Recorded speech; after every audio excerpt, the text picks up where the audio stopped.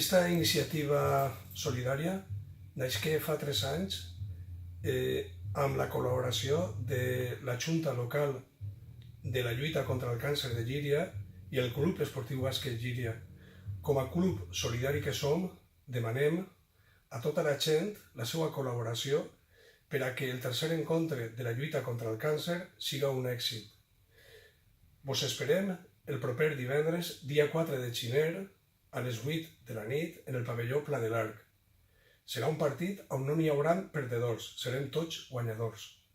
Pues es un partido que nos viene bien para mantener el nivel competitivo en este parón navideño, probar cosas que estamos trabajando en estas 2 semanas y dar minutos a los jugadores menos habituales contra un rival muy exigente que nos va a venir muy bien de cara a afrontar la segunda parte de la competición, que va a ser muy dura.